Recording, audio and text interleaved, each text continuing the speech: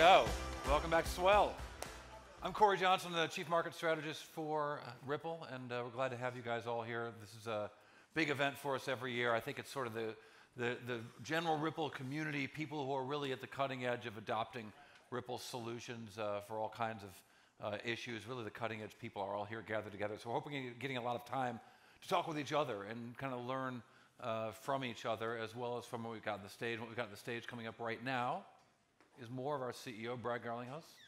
Brad, come on in.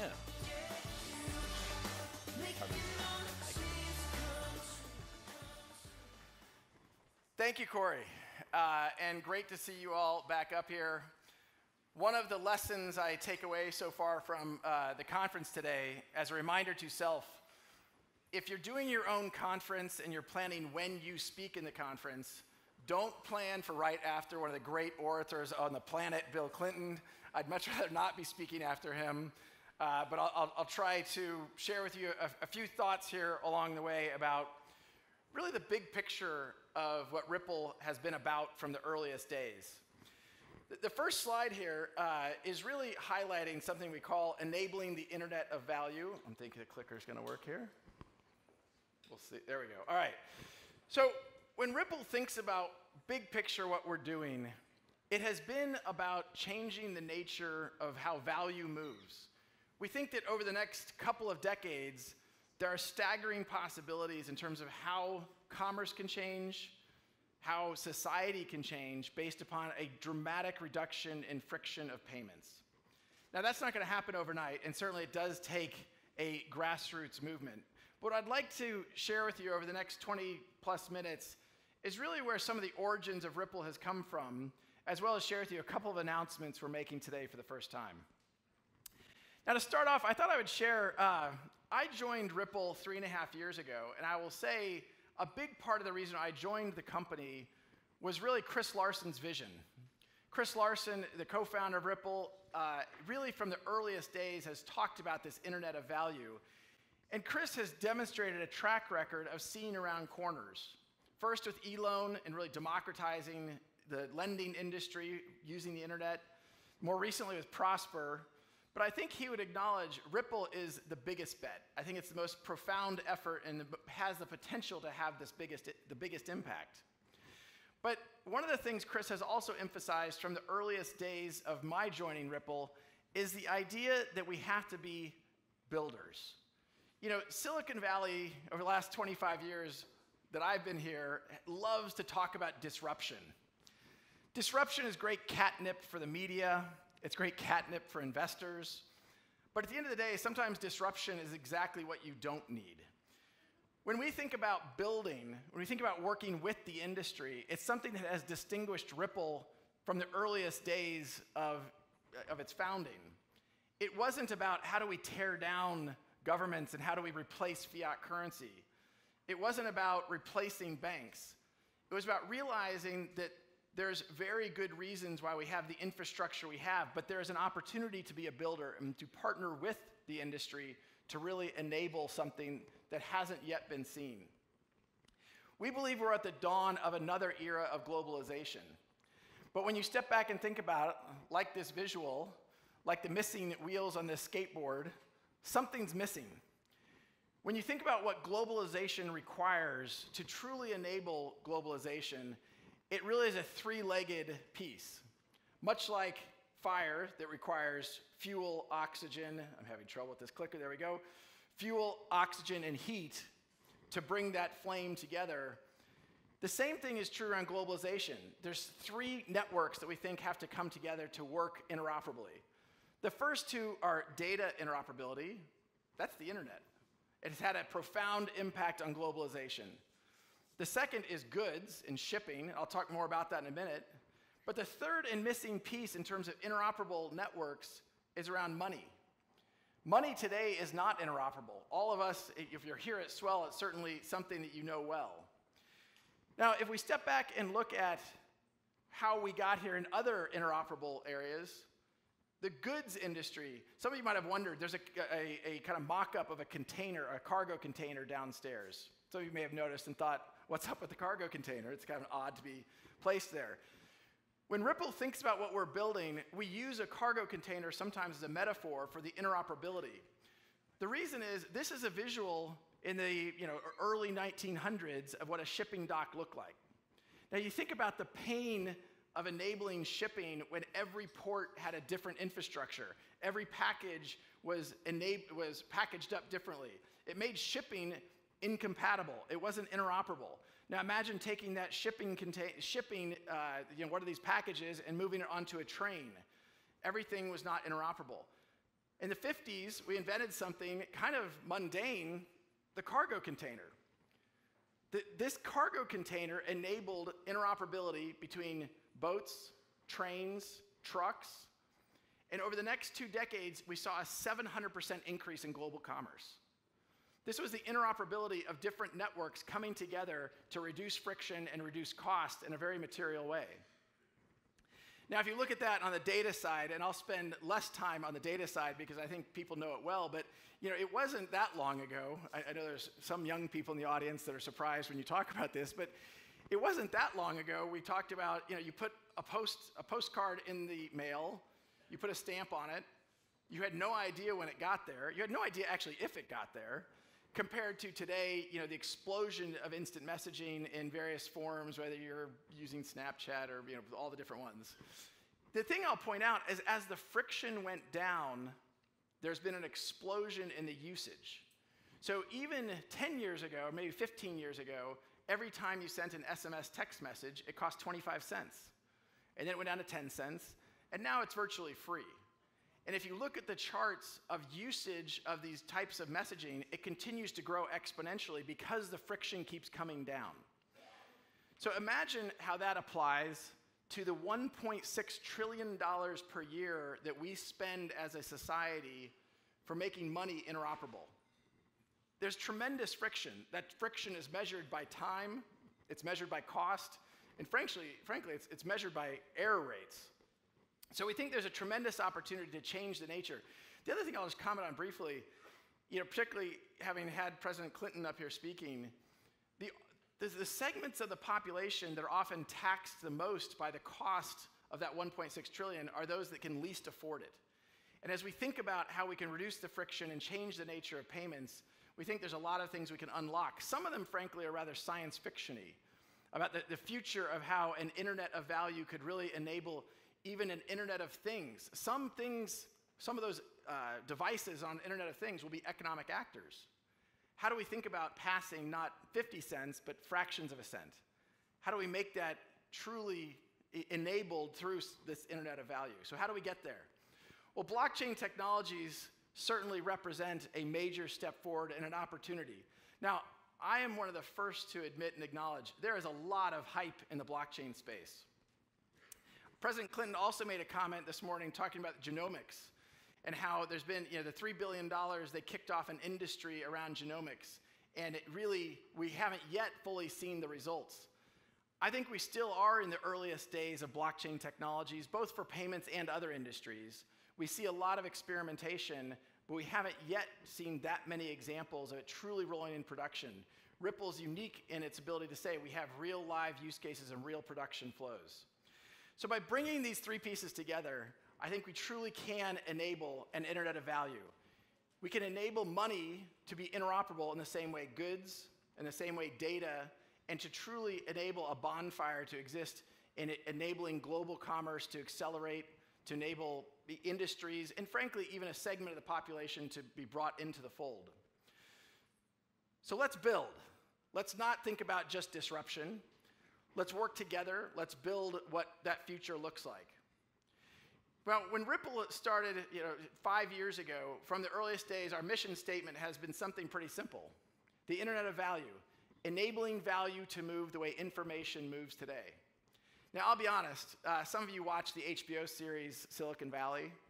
You see a headline like that, like, what the hell is he talking about? Like, that's kind of, and frankly, when I go and talk to people in government, I talk to financial institutions at a senior level, sometimes I talk about this Internet of Value and they don't really know what to do with me.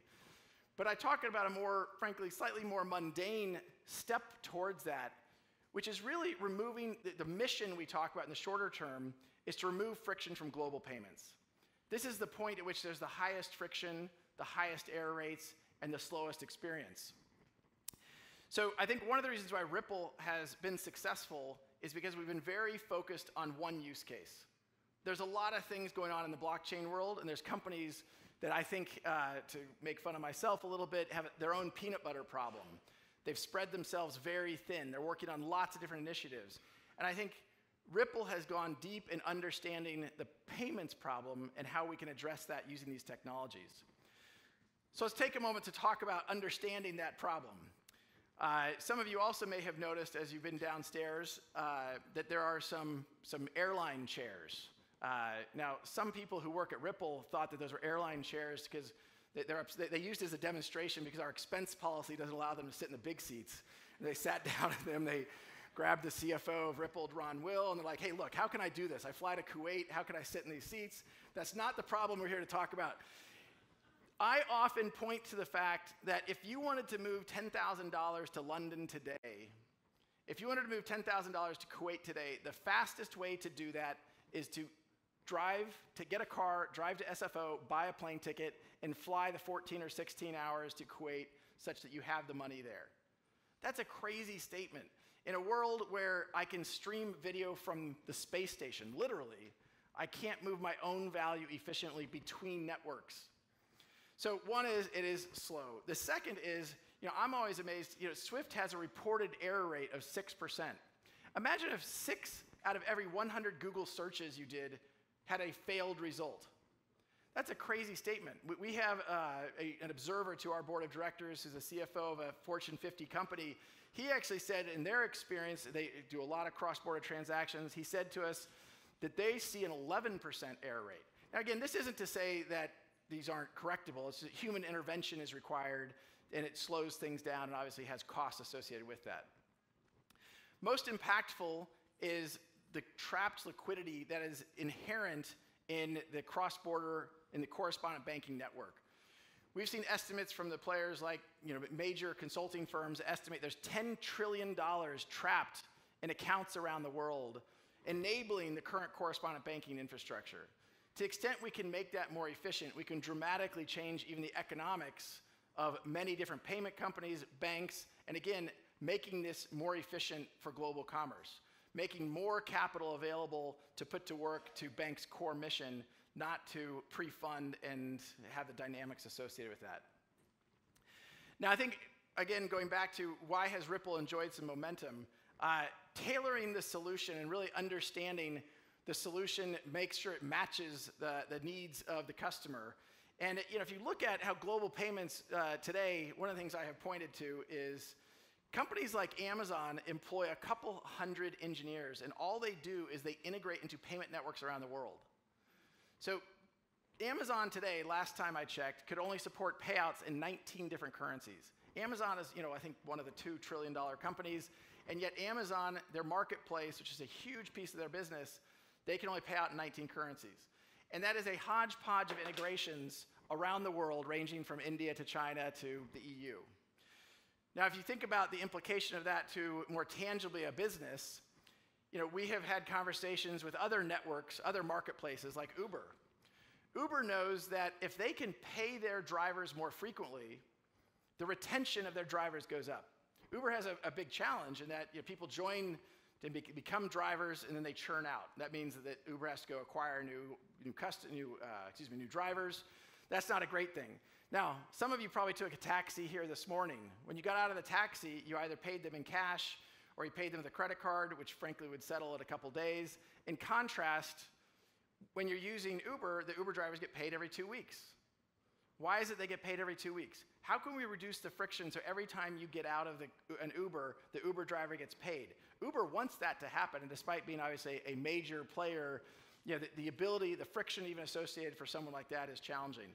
Our vision is to truly enable global payments such that you can plug in with one API, and whether you're seeking liquidity, whether you're seeking a payment into a payment network, whether you're seeking a payment to a bank, to reduce that friction such that it is real-time and extremely low cost.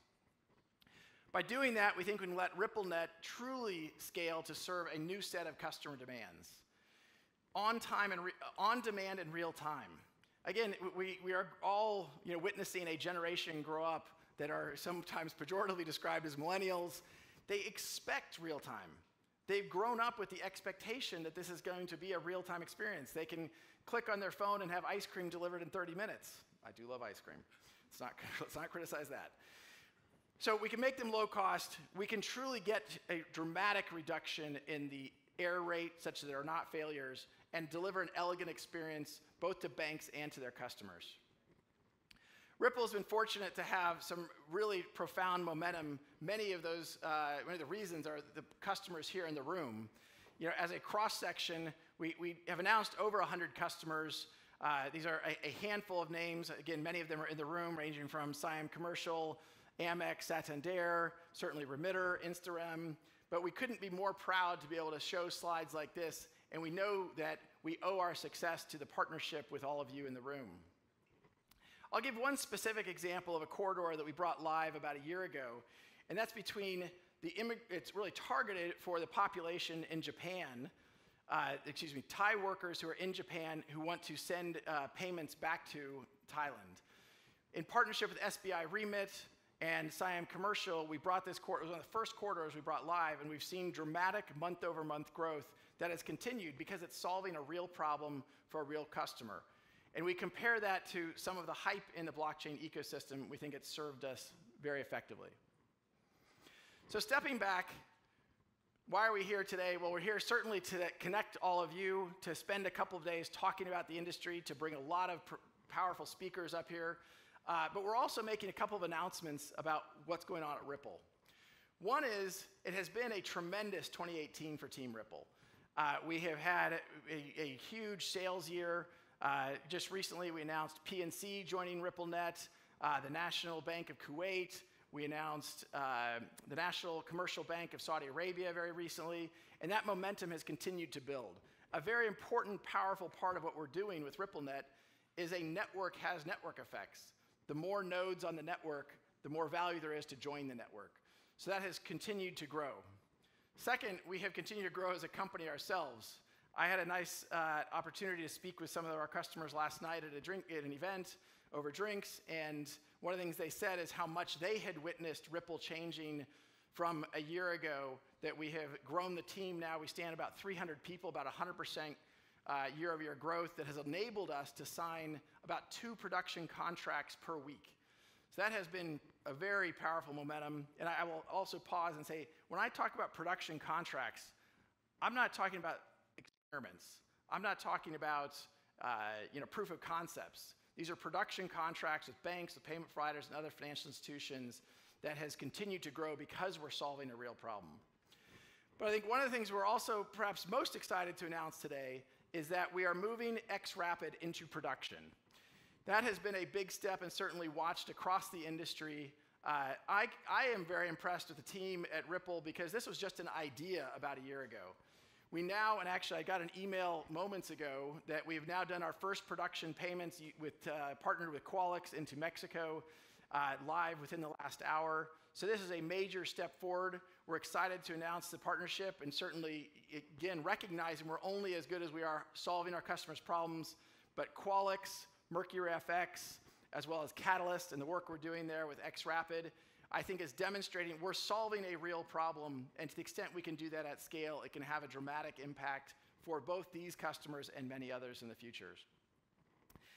But it's certainly important to us that you not just take our word for the work we're doing here, and it's been a real honor to see the participation from many people in this room that you're going to hear from in the coming days. You're going to hear from a logo slide of a whole bunch of different companies you're going to hear from. Some of them are groups you've heard of, some of them perhaps not, but I think it is about learning together. It's about demonstrating that an internet of value can have this profound impact, and by working together we can enable that. This includes obviously regulators, this includes payment providers, and some large global banks. So in summary, I will conclude just by saying I think it is a profound honor to have you all here. As we heard this morning from President Clinton, it truly does take a movement to change the world. When I joined Ripple about 3.5 years ago, somebody in the audience asked me, why is it that I wanted to join Team Ripple? And I quoted a gentleman who's often quoted in Silicon Valley, Steve Jobs.